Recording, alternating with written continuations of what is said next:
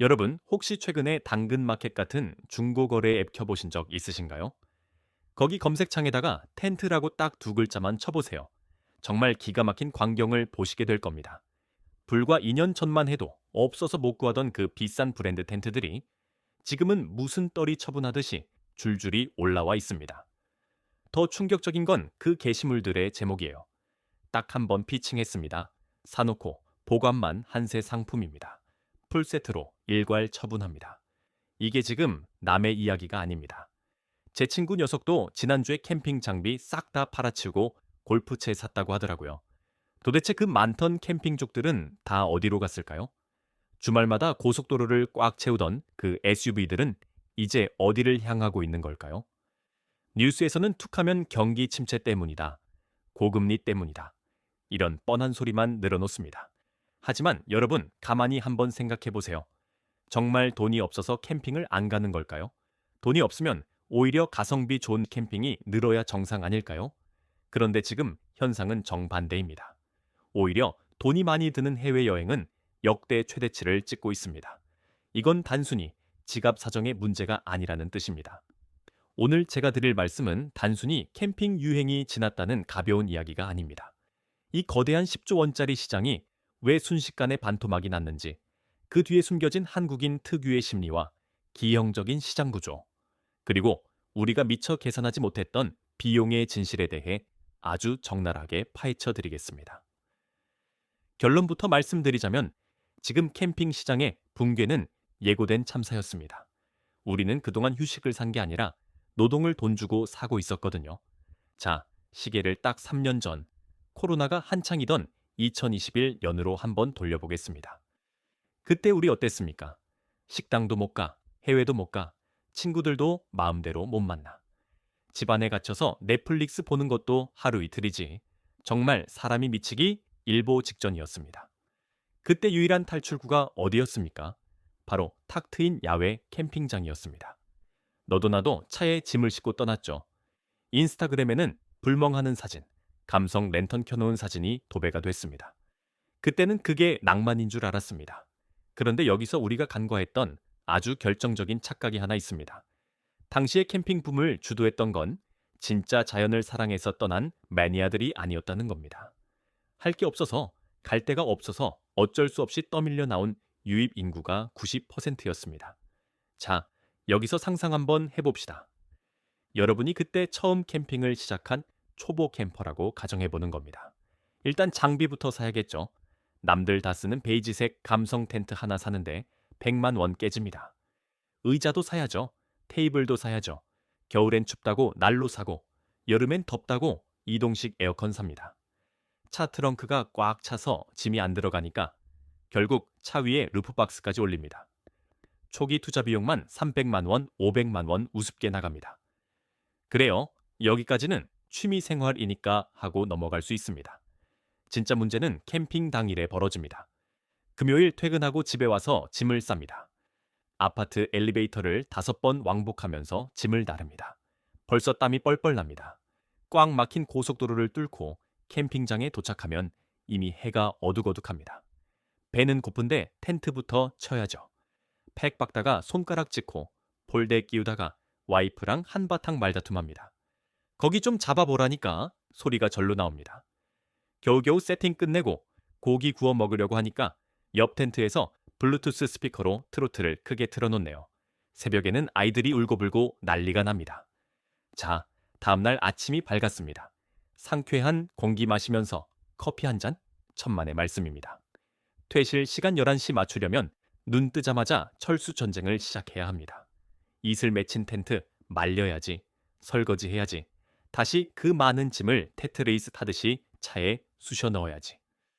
집에 돌아와서 짐 정리까지 끝내고 소파에 딱 눕는 순간 이런 생각이 머리를 스칩니다. 내가 지금 돈 내고 막노동을 하고 온 건가?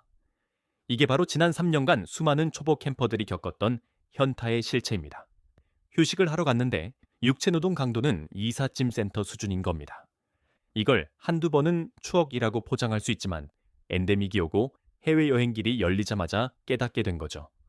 아, 이 돈이면 그냥 호텔 가서 조식 먹고 수영하는 게 낫겠구나. 그런데 말입니다. 단순히 힘들어서 그만뒀다는 건 너무 일차원적인 분석입니다. 이 캠핑 시장의 몰락 뒤에는 훨씬 더 잔혹한 경제적 계산기가 숨어 있습니다. 여러분, 요즘 캠핑장 1박 요금이 얼마인지 아십니까? 시설 좀 괜찮다 싶으면 1박에 7만 원, 8만 원은 기본이고, 소위 말하는 5성급 캠핑장은 10만 원이 넘습니다. 텐트 칠 땅 한 평 빌리는데 10만 원인 겁니다. 여기에 기름값 들죠. 장작 사야죠. 고기 사고 술 사고 장 보면 한 번 나가는데 30만 원, 40만 원이 그냥 증발합니다. 자, 여기서 비교 대상이 등장합니다. 바로 옆 나라 일본입니다. 지금 엔화가 기록적으로 저렴하죠. 후쿠오카 비행기표, 특가 잘 잡으면 왕복 20만 원대에도 끊습니다. 사람들이 계산기를 두드리기 시작한 겁니다. 야, 주말에 캠핑 가서 40만 원 쓰고 개고생하느니 조금 더 보태서 일본 가서 맛있는 거 먹고 온천하고 오는 게 낫지 않냐? 이 비교 우에서 캠핑은 처참하게 패배했습니다. 경제학 용어로 말하자면 대체제의 매력이 너무 강력해진 겁니다. 코로나 때는 대체제가 없었으니까 비싸도 울며 겨자 먹기로 갔지만 지금은 선택지가 너무 많습니다. 게다가 캠핑장 사장님들의 태도도 한몫했습니다. 물 들어올 때 노 젓는다고 시설 투자는 안 하고 가격만 올린 곳들이 수두룩했거든요. 샤워실에는 따뜻한 물도 잘 안 나오고 화장실은 지저분한데 주말 요금은 펜션 뺨치게 받으니 소비자들의 분노가 폭발한 겁니다. 이건 전형적인 그리드플레이션, 즉 탐욕에 의한 물가 상승이 소비자의 등을 돌리게 만든 케이스입니다. 자, 조금 더 깊이 들어가서 구조적인 이야기를 해보겠습니다. 이걸 이해하려면 우리나라 특유의 보여주기식 문화와 캠핑 산업의 거품을 연결해서 봐야 합니다. 여러분, 유럽이나 미국의 캠퍼들 보신 적 있나요? 그 사람들은 정말 너덜너덜한 텐트 하나, 배낭 하나 메고 자연 속으로 들어갑니다. 장비가 낡을수록 저 사람 경력 좀 되는구나 하고 멋있게 봐줍니다. 그런데 우리나라는 어떻습니까? 캠핑장에 가면 텐트 전시장 같습니다.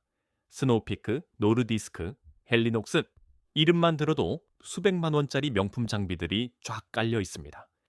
옆 텐트가 신상 텐트를 가져왔는데 내가 5년 된 텐트를 치고 있으면 왠지 모르게 기죽는 문화. 이게 한국 캠핑 시장을 기형적으로 키운 원동력이었습니다. 업체들은 이걸 너무 잘 알았죠.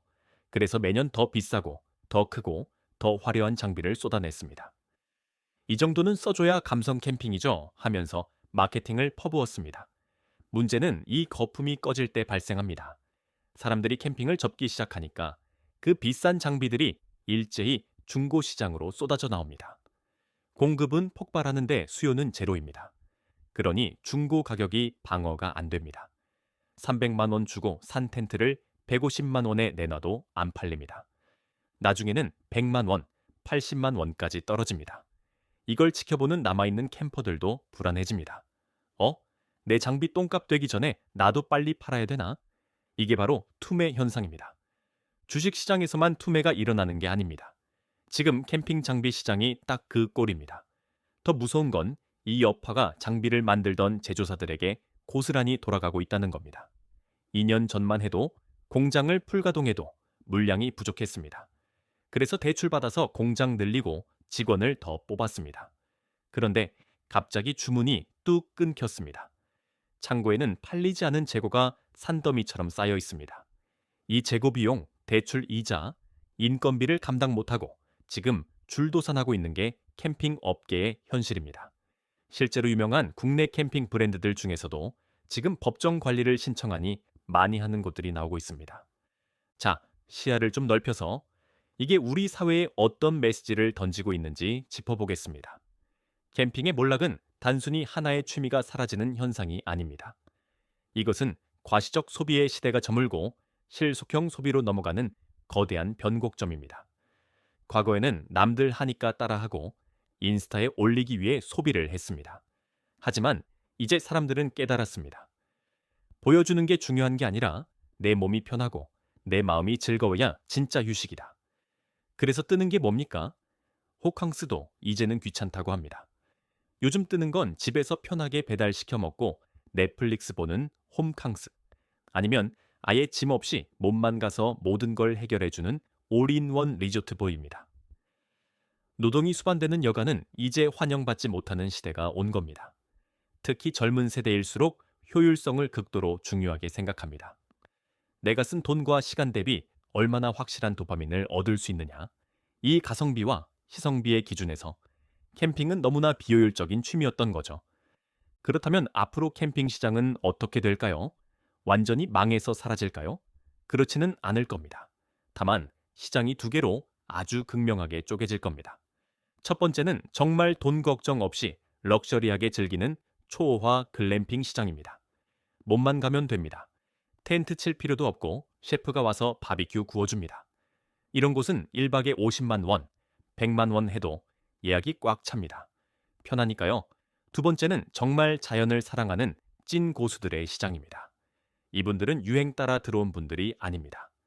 남에게 보여주기 위한 장비가 아니라 생존과 실용성을 위한 최소한의 장비만 챙겨서 떠나는 백패킹이나 부시크래프트 쪽으로 굳어질 겁니다. 결국 어중간한 중간층, 즉 남들 따라 샀던 대다수의 대중시장은 붕괴하고 양극단의 마니아 시장만 남게 되는 구조조정이 일어날 겁니다. 제가 오늘 이 이야기를 하면서 꼭 드리고 싶은 말씀이 있습니다. 혹시 지금 베란다 구석에 먼지 쌓인 캠핑 장비 보면서 한숨 쉬고 계신 분들 있으신가요? 아, 저거 비싸게 주고 샀는데 아깝다 하면서 스트레스 받지 마십시오. 여러분은 실패한 소비를 한 게 아닙니다. 그때는 그게 우리에게 필요했던 위로였고 탈출구였습니다. 다만 이제는 우리가 그 방식이 나랑 맞지 않는다는 걸 배웠을 뿐입니다. 그걸 깨달은 것만으로도 수업료는 충분히 지불한 셈입니다. 그리고 아직 캠핑을 시작할까 말까 고민하시는 분들이 있다면 저는 이렇게 조언해 드리고 싶습니다. 장비부터 지르지 마십시오. 제발 부탁인데 일단 몸만 가서 즐길 수 있는 글램핑부터 다녀와 보십시오. 아니면 텐트를 대여해 주는 곳을 먼저 가보세요. 거기서 1박을 해보고 텐트 치고 걷는 그 노동의 과정을 내가 진심으로 즐길 수 있는지 내 성향을 먼저 테스트해 보십시오. 남들이 좋다고 해서 인스타에서 예뻐 보인다고 해서 내 지갑을 여는 시대는 이제 끝났습니다. 나에게 맞는 휴식이 무엇인지, 내가 진짜 행복을 느끼는 순간이 언제인지, 그걸 아는 것이야말로 진정한 소비의 시작 아닐까요? 오늘 캠핑 시장의 몰락을 통해 우리가 배울 수 있는 건 명확합니다. 유행은 파도처럼 밀려왔다, 썰물처럼 빠져나갑니다. 하지만 그 썰물이 지나간 자리에 남는 건 결국 본질입니다. 캠핑의 본질이 무엇입니까? 자연 속에서의 휴식입니다. 장비 자랑이 아니고 이사노동이 아닙니다. 거품이 빠지고 난 지금의 캠핑 시장이 어쩌면 진짜 캠핑을 사랑하는 사람들에게는 더 쾌적하고 조용한 천국이 될 수도 있겠다는 생각이 듭니다. 시끄러운 블루투스 스피커 소리도 사라지고 다닥다닥 붙어서 난민촌 같았던 캠핑장이 다시 한적한 숲으로 돌아오고 있으니까요. 마지막으로 여러분께 질문 하나 던지면서 마무리하겠습니다. 여러분의 창고 속에 잠들어 있는 건 텐트인가요? 아니면 한때의 욕망인가요? 그리고 이번 주말 여러분은 노동을 하러 가시겠습니까? 아니면 진짜 휴식을 하러 가시겠습니까? 선택은 여러분의 몫입니다. 오늘 이야기가 여러분의 통장을 지키고 주말의 평화를 찾는데 조금이라도 도움이 되셨다면 좋겠습니다.